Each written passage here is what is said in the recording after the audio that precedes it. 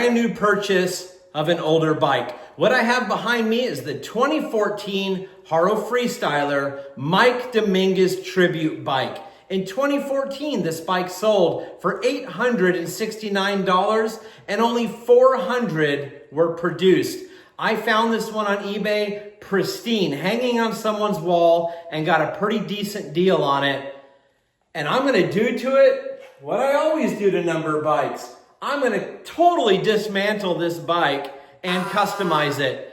Go ahead, blow up the comment section. Then it narrows down who the purists are that follow my page. Because I think Haro screwed this up. This looks terrible. I don't like the wheels with it. I don't like the bars, the grips. This, absolutely not.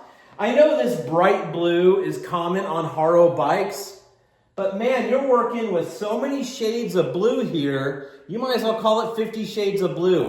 It's terrible, but don't worry, I'm gonna fix it.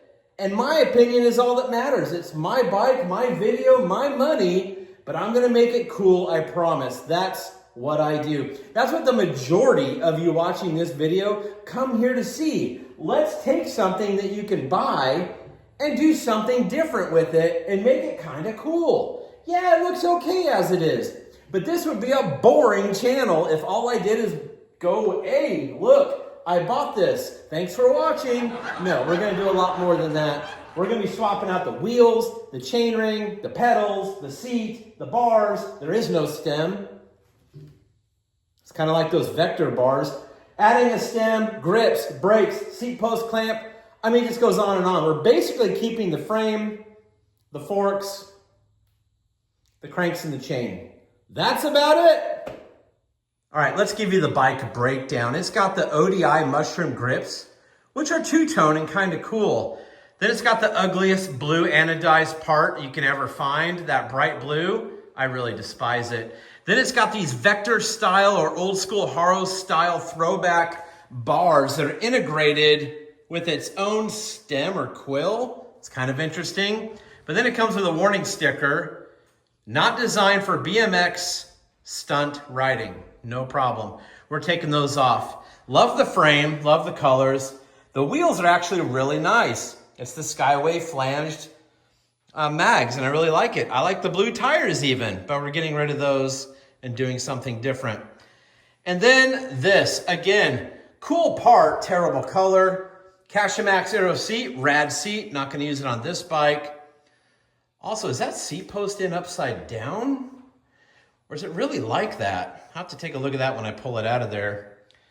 A bright blue, ugly chainring with a knockoff Tioga Spider, but it does have the old school style one-piece cranks down to some really ugly black pedals. Dig the chain, you know I use those quite a lot. We've already gone over that. And then back to the MX-1000 in bright blue.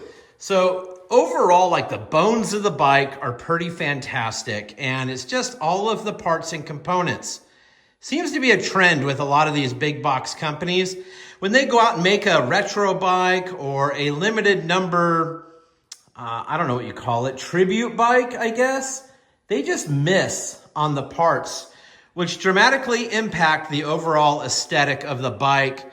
But I'm gonna try to make it better. So let me show you the parts I got. A few simple upgrades, right? So we have some 48 spoke polished high flange wheels, some white dice with blue numbers or dots, Kenda freestyle tires, freestyle seat, Haro power disc, Maui blue chainring bolts and a silver chainring, white stem, silver MX-1000s with a die comp lever with the lock, way cooler brakes. And we got some nice 4-piece knee savers and Amy grips. So basically we're knocking off all the original parts and adding a lot of those, getting rid of all the bright blue stuff, and gonna try to color match a little bit better, you know, like put a little effort into it, and maybe we'll make this bike the way it should have been. And I got so excited I almost forgot. Pedals and a seat clamp in silver, of course, to add to it.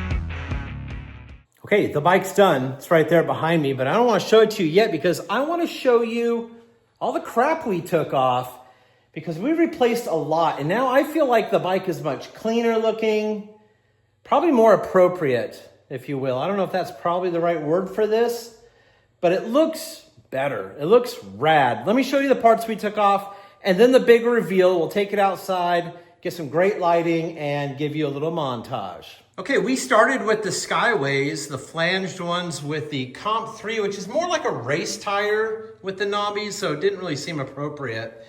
And then all the bright blue brakes, seat post clamp, chain ring, knockoff Spider, power disc, the Vector Haro bars, the Mushroom ODI grips, the Cashamax Aero seat, and the really weird laid back seat post. It looked fine here, but on the bike, it just sat funky, so I didn't like that one. Swapped it out. All right, let's go outside for the reveal.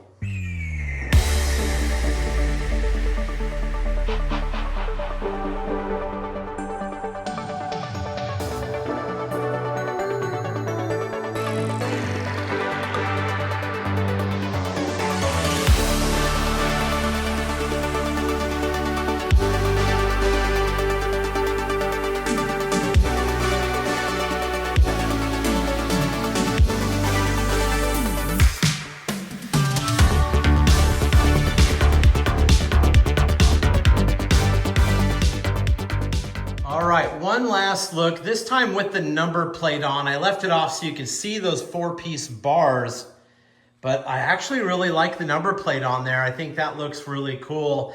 And I know some people won't understand, like, it's a freestyle bike, why is there no front brake?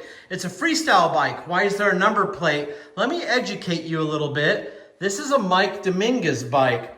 Mike Dominguez was iconic at the Pipeline. You cannot run pegs at the Pipeline, and most riders there didn't run a front brake.